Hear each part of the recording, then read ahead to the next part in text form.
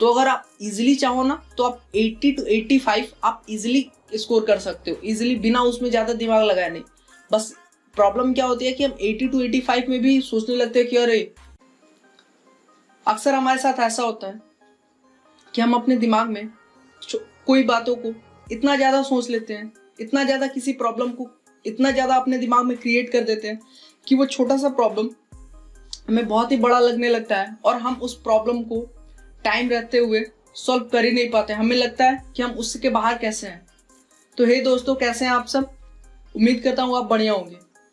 आज मैं आपसे एक रियल स्टोरी शेयर करने वाला हूँ और बताने वाला हूँ कि कैसे हमें अपने ओवर थिंकिंग को ख़त्म कर देना चाहिए और अपने ब्रेन को कंट्रोल में अपने रखना चाहिए। तो ये स्टोरी है हैरी हुडनी की। हैरी हुडनी बहुत ही एक बड़े मैजिशियन थे। उन्होंने एक बार दावा किया कि मैं दुनिया की किसी भी जेल को तोड़ के 1 घंटे में बाहर आ सकता हूँ। ये दावा सुन के एक पास के जेलर ने उनका चैलेंज एक्सेप्ट किया। जैसे ही इवेंट वाला दिन आया, हजारों लोग हैरी हुडनी का ये कारनामा देखने के लिए इकट्ठा हुए। हैरी हुडनी जो कि मैजिशियन थे, मतलब ट्रिक करते थे, तो बहुत ही कॉन्फिडेंट थे। उस कॉन्फिडेंस के साथ वो जेल में गए और जैसे ही वो जेल में गए और अपने सेल में, जेल के गार्ड ने उनका दरवाजा बंद कर दिया। अब सिंस हैरी हुडनी एक मैजिशियन थे, उन्होंने ट्रिक के लिए अपने बेल्ट में एक छोटा सा स्टील का टुकड़ा छुपा के रखा था। जैसे ही गार्ड गया, वो अपने बेल्ट को निकाल के स्टील के टुकड़े से गेट के लॉक को खोलने में लग गया। 30 मिनट्स हो गया, गेट का लॉक नहीं खुला और हैरी हुडनी के चेहरे से वो कॉन्फिडेंस गैप थी जिस कॉन्फिडेंस से हैरी हुडनी जेल में एंटर किए थे।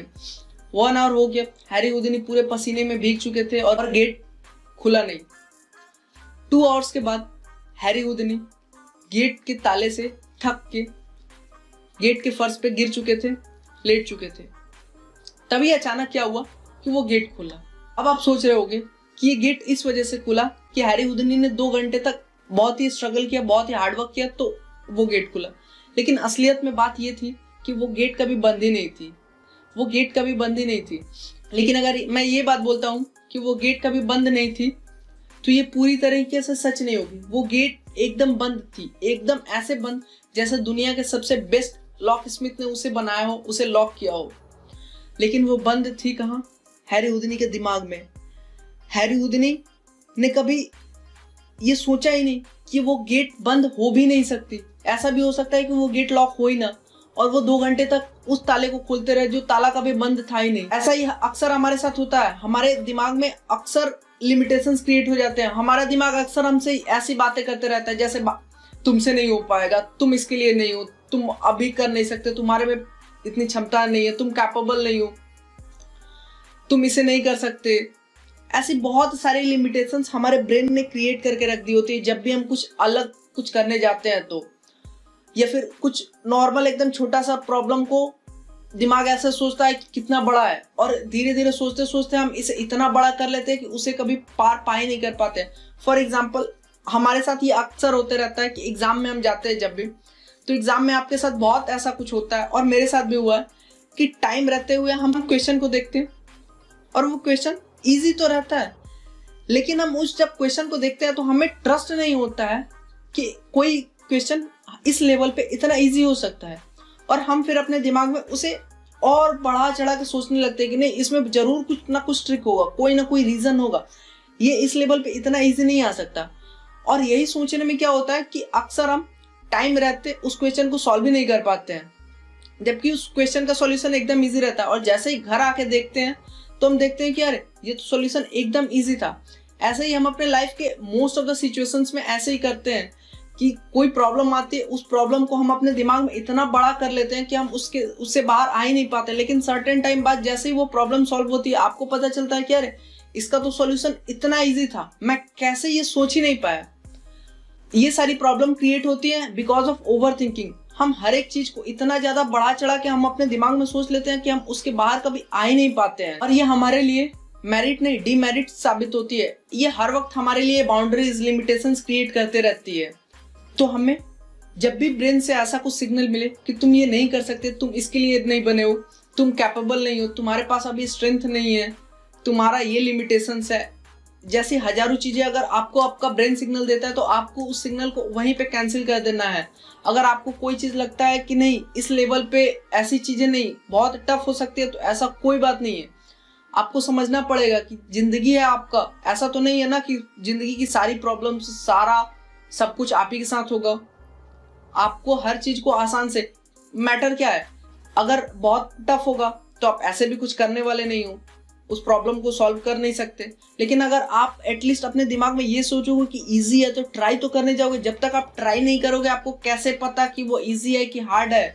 ट्राई तो करो। ये ओवर थिंकिंग वाली कंसेप्ट अपने दिमाग से निकाल दो। अगर इसको जैसे आप निकालोगे देखोगे कि आपका होराइजन बढ़ गया। आपको हर चीज या तो क्या होगी, आप ट्राई करोगे, या तो वो रिजल्ट में कन्वर्ट होगी, नहीं तो लेसन में कन्वर्ट होगी, कुछ चीजें सिखा के जाएंगी। लेकिन अगर हम उसे इतना बड़ा सोच ले कि हम उसको ट्राई नहीं करें, तो जब तक कोई चीज अगर ट्राई नहीं करेंगे तब तक हम कैसे जीत सकते हैं?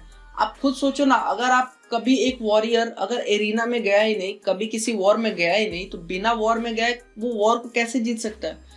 अगर वो बस माइंड में ही सोचते रहे कि नहीं वो वॉर बहुत ही भयानक होने वाला है, वो वॉर में मैं हार जाऊंगा, ये जैसे चीजें सोचने लगे, तो वो वॉर जीतेगा कैसे? वो तब तक नहीं जीत सकता जब तक वो वॉर में पार्टिसिपेट नहीं करेगा। वैसे ही जब तक आप चीजों को ट्राई नहीं करोगे आप कैसे उसको ओवरकम कर सकते हो? तो प्लीज से ये बात ध्यान रखो एज ए स्टूडेंट कि डू नॉट ओवरथिंक। आपका जो एग्जाम होता है ये मोस्टली एग्जाम में होता है, हमें पता ही नहीं चलता कि कैसे हमारे साथ ये हो गया। जबकि आपको एक चीज पता होनी चाहिए, अगर आपको नहीं पता है तो आप जान लो, अगर पता है तो बहुत बढ़िया। हमारा जो एग्जाम होता है ना, हमें टेस्ट करने के लिए होता है, ये नहीं कि हमें फेल करने के लिए होता है। और एग्जाम में आपका जो पेपर होता है वो 100 मार्क्स का बिल्कुल नहीं होता है। वो एग्जाम में पेपर आपका होता है अराउंड 130 मार्क्स। ऑप्शनल ले लो तो, ऑप्शंस ले लो तो, और आपका जो 130 मार्क्स का पेपर सेट होता है ना, उसमें अराउंड 80 मार्क्स के जो रहते हैं वो बिलो द स्टैंडर्ड रहते हैं। मतलब आप इजिली उसको कर सकते हैं। जो 20-25 मार्क्स के जो है वो आपके एवरेज के हिसाब से, मतलब आपको उसके लिए दिमाग लगाना पड़ेगा। और जो 20 प्लस जो रहते हैं वो रहते एक्स्ट्रा ऑर्डिनरी, मतलब वो एग्जामिनर के लेवल के, कि हाँ आपको शो करना है, सामने वाला आपको शो कर रहा है कि हाँ कुछ लेवल है। तो अगर आप इजिली चाहो ना तो आप 80 to 85 आप इजिली स्कोर कर सकते हो, इजिली, बिना उसमें ज्यादा दिमाग लगाए नहीं। बस प्रॉब्लम क्या होती है कि हम 80 to 85 में भी सोचने लगते हैं कि अरे ये कैसे, इतना इजी तो आ ही नहीं सकता, इसमें बहुत कुछ ट्रिक होगा। और वो उसको भी क्या करते हैं, रिमेनिंग वो जो 25 जैसे ही क्रिएट कर लेते हैं, और फिर क्या ओवरऑल हम वही 45, 50, 55, 60 पे जाके अटक जाते हैं। मोस्टली यही होता है। लेकिन ऐसा नहीं होता है। एग्जाम में जो होते हैं वो एग्जाम में अराउंड 80% ईजी होते हैं। तो प्लीज से आप ये माइंड से ओवर थिंक करना छोड़ दो। अगर आप एक बार इन चीजों को दिमाग में रखना छोड़ दोगे, दिमाग में तिल का तार बनाना छोड़ दोगे, तो वो आपको फ्यूचर में भी हेल्प करेगी। और ये बहुत ही एक सही तरीका है किसी भी डिसीजन मेकिंग के लिए, कि प्रॉब्लम्स को छोटा बना के पार्ट करके ट्राई करोगे तो ही आप रिजल्ट में कन्वर्ट कर पाओगे। तो ये थी आज की लेसन कि प्लीज डू नॉट ओवरथिंक। अगर आपको चीजें समझ आई, वीडियो अच्छी लगी, तो प्लीज से वीडियो को लाइक कर दें, फ्रेंड्स के साथ, फैमिलीज के साथ शेयर कर दें, और चैनल को प्लीज से सब्सक्राइब कर लें, क्योंकि सब्सक्राइब करेंगे तो ये ऐसे कंटेंट मिलेंगे, स्मार्ट स्टडी ट्रिक्स, मोटिवेशंस।